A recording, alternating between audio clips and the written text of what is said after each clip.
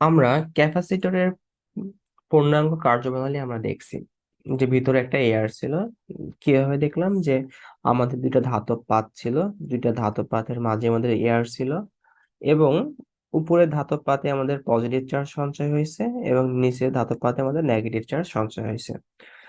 এবং যখন এটা আমাদের সুইচটা যখন আমরা অন করছি তখন কি হয়েছে, তখন হচ্ছে আমাদের ব্যাটারি থেকে ব্যাটারির ভোল্টেজটা, আমি যদি এখন এই ক্যাপাসিটরের ভোল্টেজটা যদি ভি ধরি, আর এখান থেকে যে ভোল্টেজ সেটা যদি ই হয়, সাপোজ যদি আমি এভাবে যদি নাও যদি বিষয়টা বুঝি, আমি যেটা ওখানে ধরছিলাম যে আমাদের ব্যাটারির ভোল্টেজ ছিল ভি, আর এটার আর ভোল্টেজ ছিল আমাদের ভিসি। তো ভি ইকাল টু যতক্ষণ না ভিসি হয়েছে ততক্ষণ পর্যন্ত আমাদের ক্যাপাসিটর কি করছে, চার্জ সঞ্চয় করছে। যখন এই দুটো সমান হয়ে গেছে তখন ক্যাপাসিটর পুরোপুরি চার্জিত হয়ে গেছে, এবং তখন আর সে আর চার্জ সঞ্চয় করে নাই।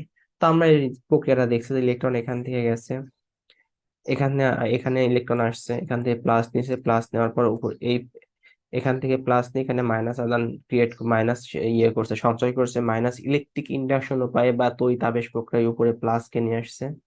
প্লাস কে নেওয়ার কারণে কি হচ্ছে, এখানে একটা মাইনাস থাকে, মাইনাসটা আবার কি ইলেকট্রনটা নিয়ে আবার পজিটিভ চার্জে মুভ মুভ করে। এটা আমরা দেখছি, তাই না? তো আমাদের আপাতত এতটুকু দেখছি। তো এখন আমরা যেটা দেখবো সেটা হচ্ছে আমাদের যে কি হলো, আমরা এখন দেখবো দুইটা প্লেটের মাঝে, যেখানে একটা প্লেট ছিল, উপরের প্লেটে আমাদের কি করছে, আমরা পজিটিভ চার্জ সঞ্চয় হয়েছে, পজিটিভ চার্জ। আর নিচের প্লেটে আমাদের কি হয়েছে, সমান সংখ্যক নেগেটিভ চার্জ সৃষ্টি হয়েছে।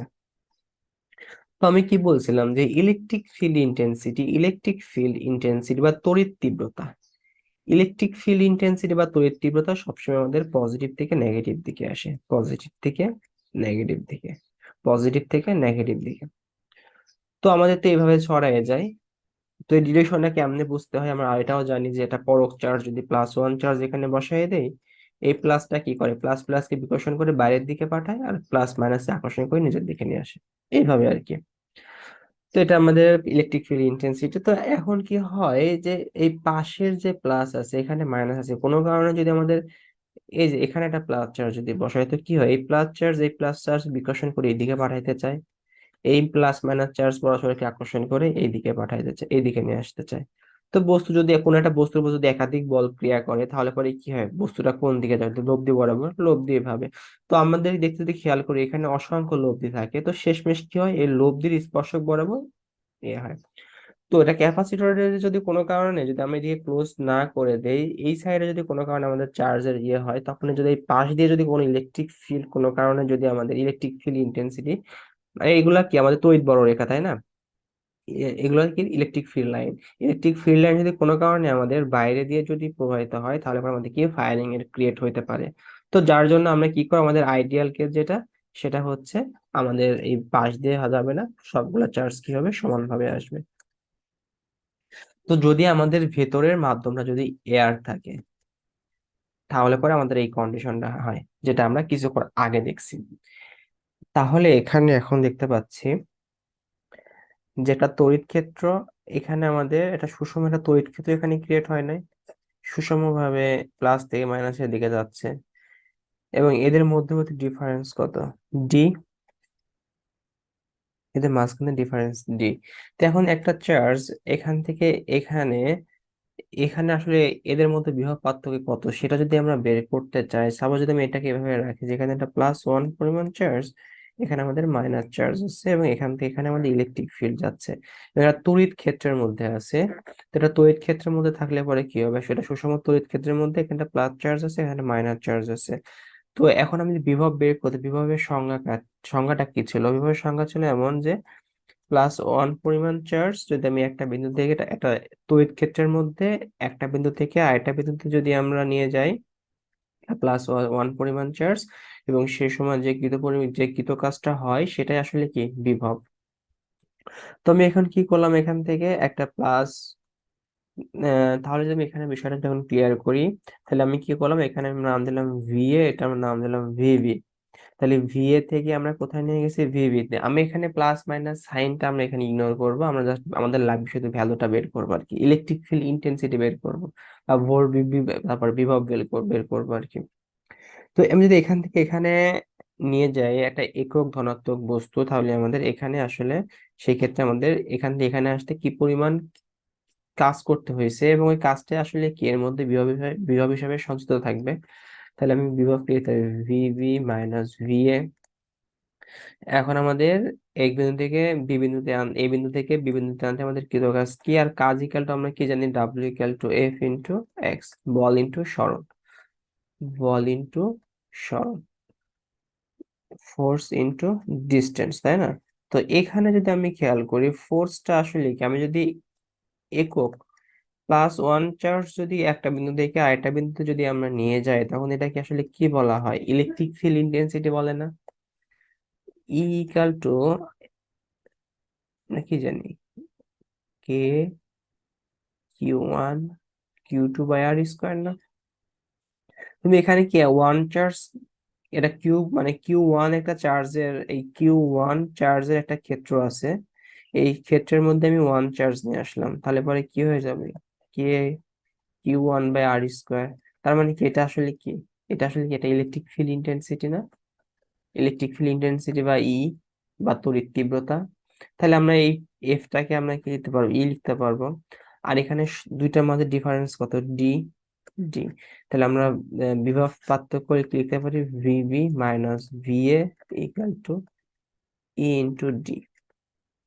আর এই বিভব পার্থক্যকে আসলে কি বলা হয়, ভোল্টেজ বা ভি বলা হয়, ইন্টু ডি। তাহলে আমি কি বলতে পারি, তাহলে এখানে আমাদের ক্যাপাসিটরের এখানে যে ভোল্টেজটা সঞ্চয় হচ্ছে সেই ভোল্টেজের পরিমাণটা আসলে কি, V equal to into D. ঠিক আছে, তাহলে আমরা এর আগে একটা ইকুয়েশন পেয়েছিলাম, সেটা কি ছিল, C equal to Q by V. একক ভোল্ট বজায় রাখতে কি যে পরিমাণ চার্জ সঞ্চয় করতে হয় আর কি, যে পরিমাণ চার্জ সঞ্চয় করার প্রয়োজন হয়, সেটাই আসলে কি ক্যাপাসিট্যান্স। আর এখানে আমরা V equal to into D, দুইটা ইকুয়েশন আমরা এখান থেকে জানলাম। তো আমরা এখন যদি আরেকটা বিষয় দেখি, সেটা হচ্ছে আমি কিন্তু এখানে এর আগে যদি এখানে আসলে আমাদের এই দুইটা বস্তুর মাঝে এখানে কি ছিল, এয়ার ছিল। আর এয়ারের ক্ষেত্রে এই এয়ারের একটা জিনিস আছে, সেটা হচ্ছে পারমিটিভিটি, পারমিটিভিটি পারমিটিভিটি বা ভেদনযোগ্যতাকে বলা হয় এপসিলন। তো এই এপসিলন এই যদি বাতাসের থাকে, বাতাসের মধ্যে থাকে, তাহলে পরে এই পারমিটিভিটি বা এপসিলনের ভ্যালু জিরো, এপসিলন নট বলা হয় আর কি এটাকে।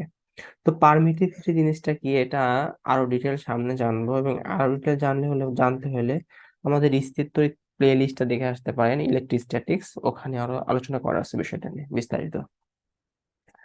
তো এখন এটা নিয়ে একটু যদি দেখি, এখন আমি যদি এর আগে আমি ভিতরে দিছিলাম এয়ার, কিন্তু আমরা যখন অনেকগুলো কোনো একটা কিছু বানাবো, ক্যাপাসিটর বানাবো, তখন তো আসলে সবসময় এয়ার দেওয়া সম্ভব না, তখন আমরা মাইকা ইউজ করি আর আদার্স অনেক কিছু ব্যবহার করি। তো আমি যদি এখন মাইকা ভিতরে দেই, তো এই মাইকা আসলে কি ডাইইলেকট্রিক পদার্থ। তো এই ডাইইলেকট্রিক পদার্থ এবং ইনসুলেটর পদার্থের মধ্যে একটু ডিফারেন্স আছে, মানে সকল ডাইইলেকট্রিক পদার্থই আসলে ইনসুলেটর পদার্থ, বাট সকল ইনসুলেটর পদার্থ কিন্তু ডাইইলেকট্রিক পদার্থ না। কারণ ডাইইলেকট্রিক পদার্থের মধ্যে কি হয়, ক্ষুদ্র ক্ষুদ্র যদি দুপাশে চার্জের ইয়ে হয় না, তখন এদের এদের এদের মধ্যে ক্ষুদ্র ক্ষুদ্র আংশিক প্লাস চার্জ বা আংশিক মাইনাস চার্জের ইয়ে হয়, ডাইপোলের সৃষ্টি হয় আর কি।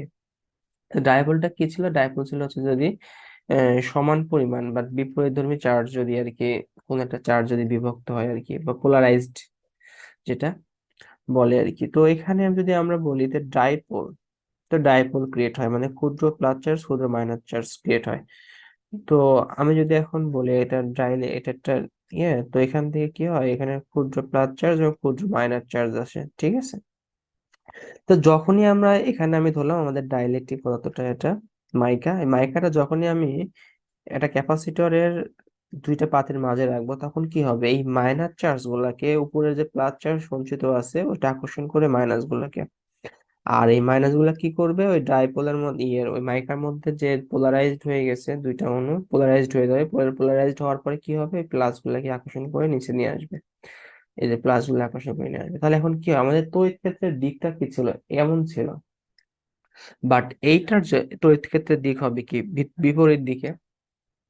তো আমি দেখতে পাচ্ছি কি একটার এই দিকে আর একটার বিপরীত দিকে, তার মানে কি একটা একটাকে কাটায়, একটা একটা কি অফস করবে, অপোজিট যেহেতু। তাহলে পরে এখানে কি হবে, আমি এখানে আবার এই ভিতরে যে ডাইপোলার ক্রিয়েট হয়, এটা কিন্তু অনেক কম, যার জন্য ইন্টেন্সিটিটা কম হয়। তার মানে কি এই দিকে যেটা আসবে এই মূলত এই দুইটা রেজাল্ট যদি কোনো একটা জায়গায় যদি দুইটা ফোর্স যদি ক্রিয়া করে তাহলে কি আসলে রেজাল্টেন্ট বা এর লব্ধি বরাবর যাবে।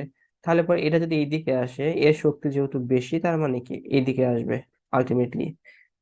তড়িৎ ক্ষেত্রগুলো এইদিকে আসবে, কিন্তু এ বাধা দিয়ে ওর শক্তিটা কি করবে, কমানোর চেষ্টা করবে।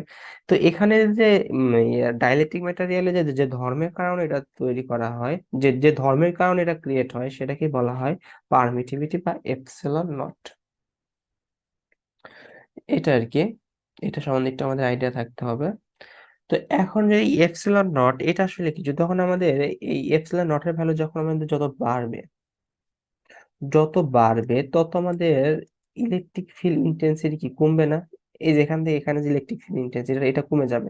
তার মানে আমার এপসিলন নট যত বাড়বে তত আমাদের ইলেকট্রিক ফিল্ড ইন্টেন্সিটি তত কমবে। তো আমরা কিছুক্ষণ আগে পড়লাম যে ক্যাপাসিট্যান্স ভোল্টেজ ইকুয়াল টু কি, ই ইনটু ডি। যদি আমাদের এখন ই এর ভ্যালু কমে যায়, তাহলে পরে কি আমাদের ক্যাপাসিট্যান্স এর ভোল্টেজের ভ্যালুটাও কমবে। তাহলে আমাদের যদি এখন আমরা যদি এই ই এর ভ্যালু যত কমাবো, ই এর ভ্যালু যত কমাবো, তাহলে আমাদের এপসিলন এর ভ্যালু যত কমাবো, ই এর ভ্যালু তত বাড়বে। আর ই এর ভ্যালু যত বাড়বে, আমাদের ক্যাপাসিট্যান্স আর যে ভোল্টেজটা সেটা আমাদের তত বাড়বে। আপাতত এতটুকু আমরা জানলাম। তো এখন এই জিনিসটা আমরা একটু অ্যানিমেশনের মাধ্যমে দেখি।